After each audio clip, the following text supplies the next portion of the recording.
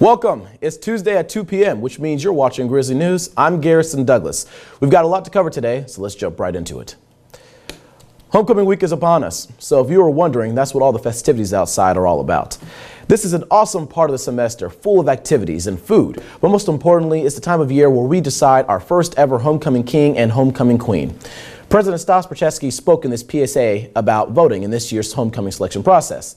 Let's take a look. Good morning, fellow Grizzlies. Since 2005, GGC has encouraged students to actively participate on campus and in their communities. This year, we're starting a new tradition around our homecoming events, electing our very first homecoming king and queen. I'm encouraging you and all the faculty and staff to go ahead and vote for their favorite candidate for homecoming king and queen by going to getinvolved.ggc.edu next Monday through Wednesday, October 17th through October 19th. We'll elect our very first homecoming king and queen. I also encourage you to make sure that you're registered to vote in our national elections, which are coming up in November. Participation is always a great thing. The results of this election for homecoming king and queen will be announced at our homecoming day soccer game out on the field. I hope to see you there next Saturday after the election. Go Grizzlies. So as you can clearly see, President Stas believes you should vote too. And like he said, you can vote at getinvolved.ggc.edu. If you're wondering who's on the ballot right now, last week my co-anchor announced the names. Let's take a look back.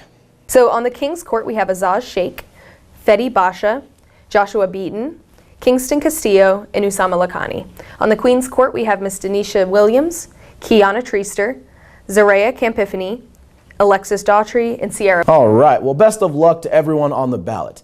But homecoming isn't just about food and the homecoming court. It's also about our athletes too. I'm bringing in our new GNet athletics correspondent, Kennedy Lucas. Thank you for joining us, Kennedy. How you doing? Good, pretty good. So clearly this is a big week for athletics. With the homecoming and all that kind of stuff, who do we know that's playing this week? Well, we have both women's and men's soccer playing today. Men's soccer is playing in Montreat, North Carolina at 3 o'clock. Women's soccer will be playing here at the Grizzlies complex at 7 o'clock, and we're looking very forward for the games tonight. All right. Now, do you have any predictions on how the game will turn out? I know the women's team has seen some mixed success this season. Yes, starting off with their season, they were a little bit rocky, but I do predict that they're going to win the big game tonight. I think it's all about their focus. They got to stay really, really focused on tonight's game, and a little bit on their defense could be a little bit better, but when they apply themselves tonight, I think they're going to really nail it for the game tonight. Okay. All right. So it's my understanding that we have a special Grizzly, or a Grizzly that was given special recognition last week. Yes. What can you tell us about that? Yes, Nikki LaFay, she won. She broke the 28th career goal record last game within the first half of the game, so she was able to get the ball signed and get it handed off to her for her groundbreaking award. Of course, GDN, of course, covered some news and recorded her after the game, and we were very proud for her to break the score record. And we had a lot of people before her, like Anna Gonzalez and Amy Moreland. They were able to get the Player of the Week honored before her, and now she is now the AII Player of the Week. Wonderful, wonderful. Did the coach have anything to say about that? Oh yes, he was very ecstatic to break this record. He was very excited to have all the players come out and support Miss Nikki LaFay for her groundbreaking career goal. Awesome, awesome. All right, well, it does sound greatly deserved. Thank you very much, Kennedy. And with that, we'll take a quick break. Stay with us. My name is Denisha Williams, and I'm running for GGC's Homecoming Queen 2016. To vote for her is going to really impact this school in a massive way. Hi y'all, I'm Josh Beaton. I'm a second semester sophomore here at GC, and I'd like your vote as Homecoming King. He's an extremely hard worker, especially how he jumped into GNN and picked up whatever needed to be done, any kind of slack. So I hope you guys go out and vote for Josh and Kenisha. Freedom of speech zones, a touchy subject for many student leaders on this campus. Many want to see these zones disappear altogether and permit freedom of speech everywhere on campus. However, it appears that a group of SJ senators are swimming against the stream and looking to add some more regulations on these zones. For more on this, we have SJ correspondent Aaron Mon here. Colleges and universities are supposed to be places where freedom of expression flourishes. Sadly, that is not the case.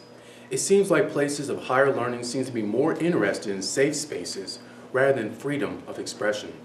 Several incidents across campuses as illustrated this. First, look at speech codes on campus. A speech code refers to a set of provisions or regulations that limit certain types of offensive or harassing speech. Colleges and universities usually don't call these regulations speech codes. Instead, they refer to them as anti-harassment policy. A policy is too vague if a person has to guess as its meaning. However, vagueness is rooted in the notion that it's fundamentally unfair to punish anyone or someone who did not know their speech violated this policy. In addition, many colleges and universities have free speech zones. Under these policies, people can speak at places of higher learning in only certain and specific locations or zones. In the word of the First Amendment, expert Charles Haynes, the entire campus should be a free speech zone. In other words, the default position of school administrators should be to allow speech, not limit it. Zoning speech is troubling, particularly when it reduces the overall amount of speech on campus. And many free speech experts view the idea of free speech zones as moronic or oxymoronic. Colleges and university campuses should be a place where free speech not only survives, but thrives. All right. So let me ask you this first. Do you know what's in this bill, or I guess what's the motivation to add more regulation to these zones? Well, the thing is, the school already has these principles and policies already intact. However, most people, when they go to these free speech zones, do not understand the codes that they're supposed to abide by. So a lot of people feel like they're being harassed when people don't understand these rules and regulations. So pretty much the idea of the bill is pretty much to specify what they want, so people know what they're going into when they decide to express themselves in these free speech zones. Okay, and do we know when the Senate is expected to vote on this bill? Well, they were expected to vote on it last week. However, they decided they wanted to clean it up. They wanted to fix some of the wording in there so people will be more understanding of what's going on. Okay. All right. Well, we will keep you all updated as we learn more about this developing story. Thank you very much, Aaron. All right, thanks for having me. All right. Now, let's move on to the election. No, not Trump and Clinton. Don't worry about that. We're going to be talking about a few amendments that are actually on the Georgia ballots this year. And here to talk further with that, we have GNN political commentator Tracy Martin here. How's everything going, Tracy? Great. How about yourself? Good, good. All right. So I know we have the Opportunity School District is the big one that's coming out, right? Yeah, this is a statewide amendment that even if you don't want to vote for our two very divisive candidates this season, which many are threatening to just completely abstain from the election this year, you can still go and vote at the local level for statewide amendments that affect our children and our communities and us personally. Okay. All right, so tell us a little about what this Opportunity School District is about. I know there's been back and forth on the name and I think what the preamble for the actual bill itself on the ballot. So what is this, I guess? Yeah, there has been a lot of discussion and arguing about the wording of the bill. It's rhetoric 101. Yeah. Because if you, the way it's written now, the Georgia authorization of the state government, it authorizes the government to intervene in failing local schools. So a yes vote supports authorizing the state to form an opportunity school district that would govern certain elementary and secondary schools determined to be chronically failing. So as a voter, when I step into that booth, if I say no, I'm kind of saying no, I want children to stay in chronically failing schools. So that's where the controversy has been for that, because the opponents of this amendment say that's not really what's at the heart of this bill. It's about control and it's about the how we are distributing tax money. Okay, so what's not right now in that language that, like you said, that is causing the controversy? What's not in it? Yeah, like what are they trying to, you said rhetoric 101, what are they trying to not necessarily say, but that's actually in the bill? Well, it's the part that's chronically failing. That means that when I go into that booth, if I say no, it means that I want to condemn students to a chronically failing school environment. Okay. So if I vote yes, if I vote no, but if I vote yes for it, I'm like, yes, I want to empower our schools to help students that are in this. But if I vote no, I'm saying no, let kids just flounder in chronically failing schools. So that is the argument about how it's written. Okay, and how do they plan on, taking over these failed schools? Well, here's the difference. Right now, there's 2 charters in Georgia, and this is the one that we're all accustomed to. It's our local charter school board, and it receives money from the local level and also the state level. And then Georgia does have a charter school district, but it only receives money from the state. This amendment will change that. What it wants to do is allow them to also receive money from the local school board. But herein lies the rub. The school board will have no say on how it operates. So the school board, the local school board, is going to have to share money with these charters with no input. But there's also another issue that the opponents have with this new bill. The way money is allocated throughout the state or within the county now, it's system-wide. That means bus drivers, any of the services that children use that are allocated to help students, it's scaled. So opponents are saying that if you take money from the local, it's going to hurt them it's going to hurt the services that they offer. Okay. All right. So I guess, and you said this before, why would someone want to vote against this? Like, what's the argument against this in the first place? Power. It's about power. People are, why would you ever want to, give some of your very precious few tax dollars to an entity that doesn't have any, that's anonymous. They don't have to answer to the public. But there are some other issues. From what I've studied about this, there's only about 4% of Georgia schools that are suffering. So opponents and teachers are saying this is an overreach, that Governor Deal, they are making a mountain out of a molehill, and there's other ways to help students, a more holistic approach. And I actually observed some gifted schools in Hall County, one of which was a school for Latin American students with their main language Spanish, their native tongue. And then also a gifted classroom that was mostly American students. And I saw a stark difference in the education that I received between what these young people are receiving. It's a holistic approach. It's more engaging. The classrooms are much smaller.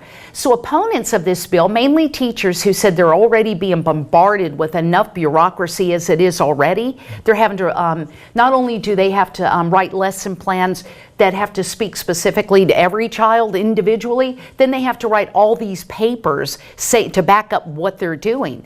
But so they argue that if you really care about students and these chronically failing schools, that we can allocate funds like we would to sports complexes or tax breaks for corporations. Their argument is that when it comes for those types of allocations, we're all on board, and we all want to, we will seemingly approve tax allocations like that more readily than we will for children that are really suffering. The thing is, children are not widgets. It's for the public good, it's the common good, but the benefit that society reaps takes decades to unfold. So it's really difficult for the average person, for many people, I shouldn't say the average person, but it's difficult for us to see what the benefits are to really investing at the local level. Make smaller classrooms, for example. Now, I know, and correct me if I'm wrong, that there are a couple other states that have a program similar to this in their education system. Is there a difference between what they've installed and what Governor Deal is installing, or is it the same thing? I do think it's a little different, and I have not researched that enough to say that. I do know that I looked into Louisiana's sometime back, and they're not doing so well. Okay. But there are some that are. Another issue that opponents have with this is that there will be an opportunity school district administrator, and this individual would have a lot of power. They would be able to go around the school board and make a lot of decisions. And the opponents say that if you say that we have poor teachers, which that's what the whole charter school movement, a lot of them pin their argument on the fact that you have teachers that are not performing well. Well, the opponents say if you want teachers that are performing well, you have to pay more. Just like here at GGC in many schools, you will have professors that are teaching business. They will make more than a professor teaching English. And the reason being that's economically based, that argument. You pay these people more because they could leave and go teach somewhere else. But English professors, I guess the thinking is, where would they go? that this is where they're topping out teaching at this level. Well, that's what the argument is kind of behind teaching. If you say teachers are failing, then we need to pay them more. But right now we have some real extreme views going on in society, people that are voting. Many of the most enthusiastic voters right now are so turned off to anything about government, they just say no on everything. But this isn't new tax money. This is not a tax out. This is only apportioning it differently. And that's what people need to know. If you walk in there, it's saying, you know, do I want my money? Do I want to, my local school board have to share money with a private institution, or this, in this case, under Governor Deal, but we would not have any say in it. Okay. Okay. All right. Well, I know there's a lot of information on this. Yes, you can go to Ballotpedia. Yeah, Ballotpedia. Ballotpedia, folks. Go to Ballotpedia. And we're also going to be posting the original bill on our website, gnnbroadcast.com, so you can read it there as well. All right. Well, thank you very much, Tracy. You're welcome. We're going to go ahead and leave it there. We'll be right back after the break. It's on us to stop sexual assault. To get in the way before it happens. To get a friend home safe. And to not blame the victim. It's on us. To look out for each other. To not look the other way. It's on us to stand up. To step in. To take responsibility. It's on us, all of us, to stop sexual assault. Learn how and take the pledge at itsonus.org. Welcome back. Let's go ahead and check out this week's forecast with our GNN weatherman, Matthew Montgomery. How's everything looking out this week, Matthew? Thank you, Garrison. The weather is looking fine right now. The temperature is going to be in the high 70s and the low 80s all week. However, in the evenings and the morning times, it's going to be mild and crisp, cool weather, like in the low 60s and the high 50s. So expect to pull out those fall clothes. So enjoy the weather, Grizzlies. Thank you for that awesome report, Matthew. Now let's head over to housing for another edition of Lost in the Grizzly Sauce. Hi, this is Aaliyah. Hey, this is Akia. And we're here for another segment of Lost in the Grizzly Sauce. Yeah. So today we're going to be making s'mores, but not your everyday s'mores. We're actually going to be making a s'mores dip that you can make in the res halls. You don't need an oven. You don't need a crock pot. You don't need a crock pot this time. Nothing crazy. So let's go ahead and get started. All right. So first thing you want to do is pick up some milk chocolate chips from Wally World. It's $1.98. And you're gonna if you get name brand, you get off brand. It's all like the taste. You're also going to need some marshmallows. $1.48. Vanilla. Okay. Don't use imitation vanilla extract. Yeah. Use pure vanilla extract. Please spend the extra 30 cents, $1.58. You'll want some good old graham crackers. $1.75. And to get real fancy, we've got some heavy whipping cream. $1.82. Exactly. So first off, we want to get our little chocolate chippies here. And we're going to put a good amount. Good bit in there. Don't be scared. More? Yeah. Oh, okay. I mean, let's make Let's it chocolate. go ahead. Okay. All right. And then we're going to put that in a microwave safe bowl. Yeah, please. Microwave safe bowl. Not a microwave wave. That's not a thing. No one knows what that is. Okay. So we're going to put it in there. We're going to pop it in there for about a minute. Not about, just do a minute. An actual minute. An actual minute. Yeah. As you'll see, I've already got the graham crackers underway. You're going to need those. Go ahead and perforate those into the smallest, so you know it's broken into half, and then it's broken into four. You'll see why. Yeah. So you just want to get a good little rectangle. Some geometry for you today. Rectangles. Right. So we can also go ahead, start getting our marshmallows, putting them in a separate microwave safe bowl. Now when you microwave marshmallows, they get a little crazy. We learned that earlier. They try to escape the bowl.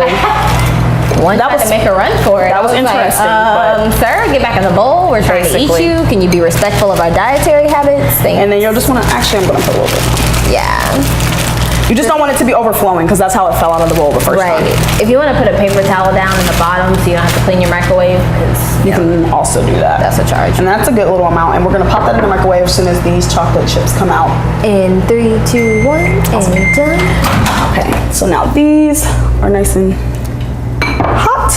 We're gonna take a good little plastic spoon, stir that up. While Akia, go ahead and put the marshmallows in the microwave. So we do the chocolate for a minute, but you wanna do the marshmallows for about 30 to 45 seconds. Yeah, depending on your microwave, so. Ours what took 30. 30? We'll start with 30. We'll start with 30. Hopefully double. So we're stirring the chocolate. It's a really yummy looking consistency. I want to eat it now, but I will wait. Yeah. So basically now what we want to do is go ahead and... Alright, so if you want to spice it up a little bit, you can add some heavy whipping cream. This is just going to give your chocolate more texture. It's going to bring the flavor out more. So not a lot. This is half a pint. So I didn't even use a lot in the last one. As we've stated before, measuring... Who has a measuring cup? Not us, so just, you know. This is not Betty Crockett's cooking show. Now our marshmallows are done. Ooh, you just wanna, oh yeah, that's good. Yeah, so with the chocolate and the heavy whipping cream, you're gonna wanna really stir. Kind of like you're making Kool-Aid. And get in there so that the whipping cream and the chocolate start to kind of come together. See, once again, ingredients escape. See. Don't do what I did. Okay. Luckily I have another spoon. My stirring abilities are better. Wow. I'm gonna go ahead and stir up the marshmallows. Wow. She always comes for me, y'all. And so there, basically, we have a marshmallow froth situation here. Like a meringue. Yeah, something of that If you have some bakers watching the show. Okay. And now. Oh yeah. Oh yeah. Okay. It's good little texture here. So for the vanilla extract. Oh yeah. We're putting it in both, correct? Yes. So you want a little bit in your marshmallow, not too crazy. Okay, it's a little crazy. A little dash in there. Dash in there. Oh, that was a lot. It was more than a dash. It was more like a. I don't even know how to describe that. We got a new word. We're gonna call that a splash. A splash. Okay, then other than a dash, but it's all good. It's okay. All right. So your chocolate has a good creamy texture. Your marshmallows are looking right. And now you're queuing up your favorite Hulu show. And now, there we go. That's looking really good. That's looking. Are we? Yeah, we're ready to mix. We're ready to mix the two. It's pretty fun. It's like, okay, you're just getting a little crazy. I'm sorry, you're just really getting lost in the sauce. I really got lost in the sauce. Yeah, okay. So now what you want to do is combine them. Combine. This is probably the most difficult step, literally putting them together. Oh yeah. Oh yes. All right. That looks good. This is looking good. Marshmallows love to just kind of get crazy. Yeah, this is a fun one. Yeah, it's sticky. Then we're just gonna smush that around. You kind of want the marshmallow, to be a layer on top. It's gonna want to fight you a little bit. Yeah, it's a little difficult. Okay. It's a little tragic. It's okay though. It's good. Whew. Yeah, that's perfect. Now, ooh, that's fun. I'll put that in there. Those perforated graham crackers we were talking about earlier. And that's what it's kind of gonna look like. Just like a little, you know, nothing too like crazy. A little crown on top. And you're gonna want to stick these all around. And super easy. You're then gonna wanna, you know, run to your couch immediately. Turn on some Netflix. Maybe do some homework. Don't do homework. Do homework, guys. Don't listen to Aaliyah. Okay. Oh, we got a good little double layer. Yeah, this is actually kind of cute. Yeah. Yeah, this is good right here. There we go. Perfect. Wow. And now you have a lovely bowl of s'mores dip. So like we said, this is super easy, super cheap, something good, sweet to eat, and you can make it even though we don't have a stove in here, so. Yeah. Or, you know, a campfire that you normally use to make s'mores. All right, so we're gonna taste it now. Yeah, we're gonna. This is the exciting part. This is probably the best part. This is our favorite part of the show, which is why we signed up to do it. That's the only reason we're here. Right. It's just to eat things. Like we don't eat all the time though. All right. Yeah. Right in the childhood feels. This is what happiness tastes like, guys. Adult version of s'mores. I'm here for this. I'm here for it as well. All right. Well, we were excited to share that with you all. This was a really... I'm still eating. Okay, I'm sorry. I apologize. We hope to see you again next segment of Lost in the Grizzly Sauce. So until next time, keep growling, Grizzlies. Bye. Oh, it's so good. Yeah.